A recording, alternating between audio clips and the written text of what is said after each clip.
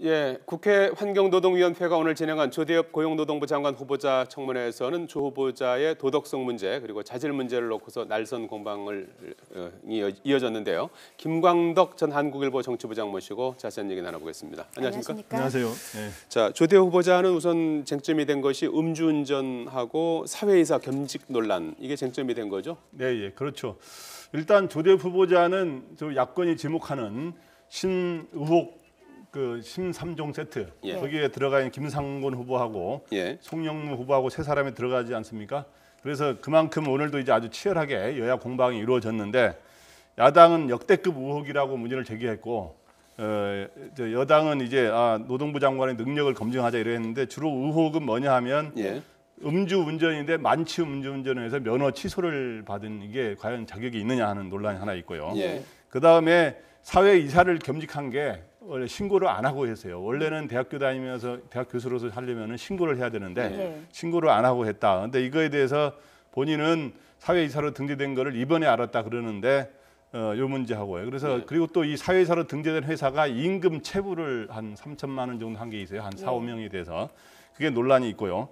그 다음에 이거를 둘러싼 거짓말이 과연 하는 게 아니냐 하는 논란이 하나 있어요. 예를 들어서 음주운전 관련해서는 자기가 출교되는 학생들을 달래기 위해서 음주를 했다 그랬는데 학생들은 같이 음주를 한 적이 없다라고 이렇게 하고 있어서 그런 논란이 겹쳐 있는데, 이 사회이사 등재에 관해서는 자기가 인감을 2번 내준 것밖에 없다라고 이번에 오늘 그렇게 해명을 했습니다.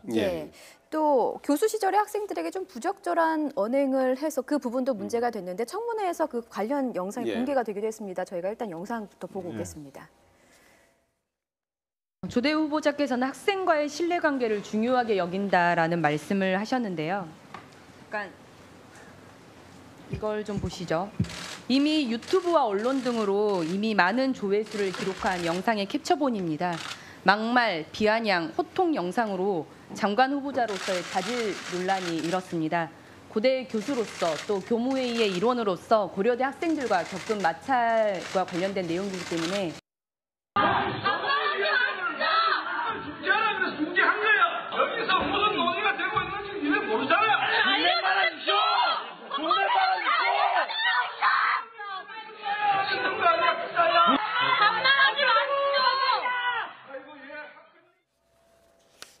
지난해 말 고려대 미래대학 설립 안건을 놓고 학생들과 이렇게 충돌하는 그런 모습인데요. 그렇죠.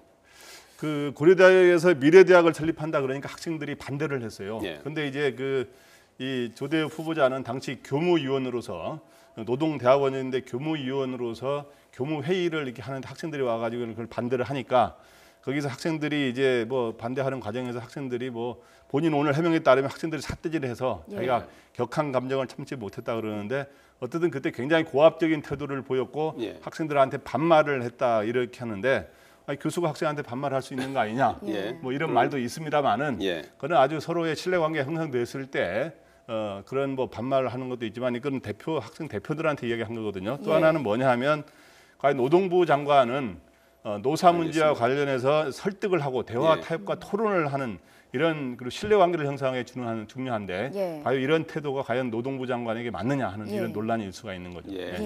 그런가 하면 김상곤 후보자는 1박 2일 동안 청문회를 했는데 이게 상당히 이례적인 일이죠? 네, 그렇죠. 이제 총리라든가 이제 아주 국회에서 임명 동의를 거치는 더 고위직인 경우는 원래부터 이틀 하는 경우가 있습니다만은 장관 후보자는 통상 하루를 하는데 이렇게 해서 이틀 한 경우는 극히 이례적으로 거의 없는 경우입니다. 제가 취재를 해본 경험에 따르면 별로 기억에 안 남는데 이렇게 1박 2일 한 이유는 어저께 왜 그렇게 됐느냐. 일단 굉장히 김상곤 후보자의 논문 표절 의혹도 있습니다만은 그다음에 또 이제 이념 편향 이 문제를 갖고 여야 간에 또 후보자와 이 야당 간에 격한 공방이 벌어지다 보니까 또 김상곤 후보자가 어저께 보면은 다른 후보자들은 대부분 고개를 숙이는데 이 논문 표절 같은 것은 당시엔 관행이었다, 부끄러움이 없다 이런 식으로 해서 좀 이렇게 좀 자기가 적극적인 해명을 하면서 당당하게 나왔어요.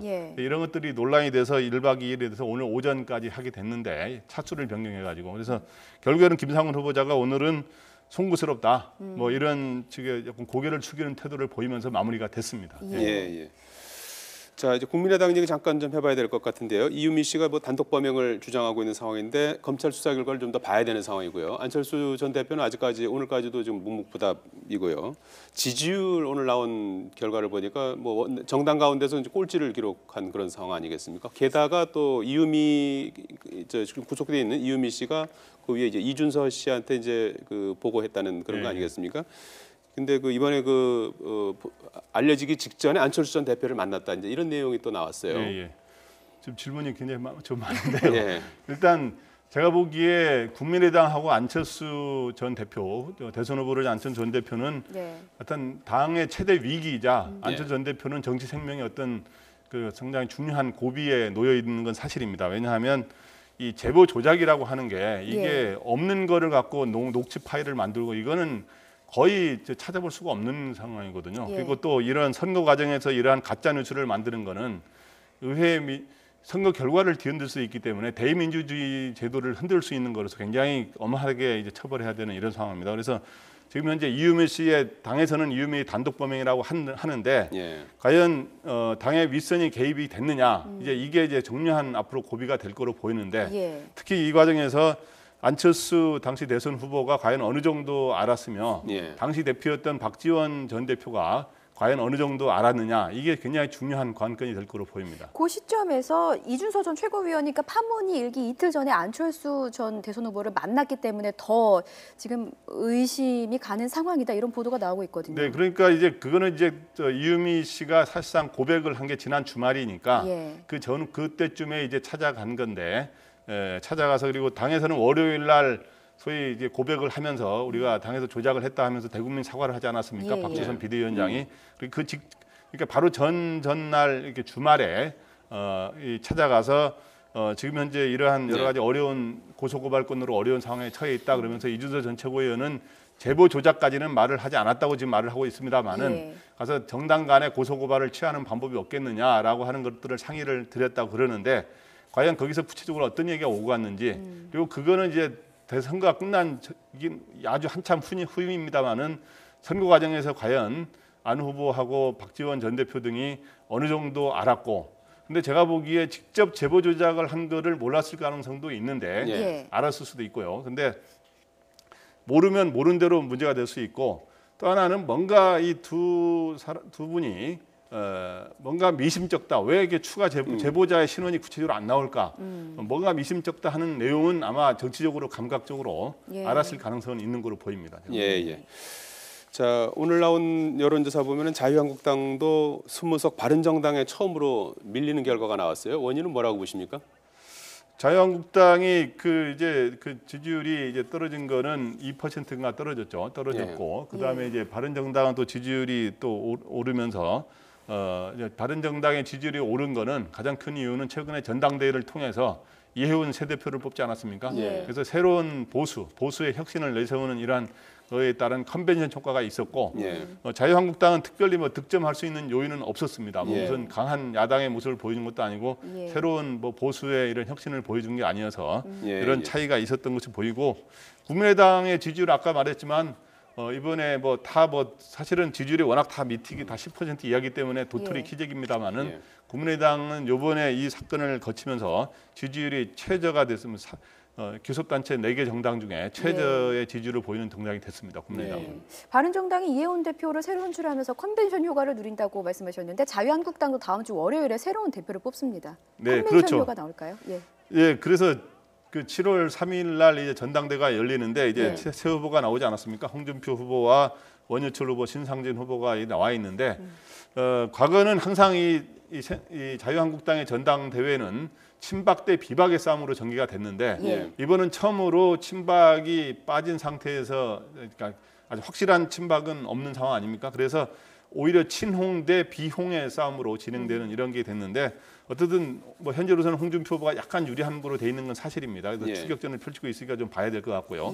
그런데 어쨌든 새로 새 대표를 뽑으면 컨벤션 효과가 나오는 경우가 많은데 또 반드시 나오는 것만은 아니기 때문에 또 다음 주에는 대통령의 오히려 미국 방문에 따른 또 이 지지율 상승 보통 미국을 방문해서 결과가 나쁘지 않으면 보통 좋거나 이렇게 하면 대부분 좋게 나오거든요. 그러면 그게 높게 나오는 게 있기 때문에 또 그런 거에 상대적으로 또 자유한국당이 또 손해 보는 수도 있어요. 그렇기 예. 때문에 그런 지지율 문제는 조금 지켜봐야 될 것 같습니다. 알겠습니다. 예. 김광덕 전 한국일보 정치부장이었습니다. 고맙습니다. 고맙습니다.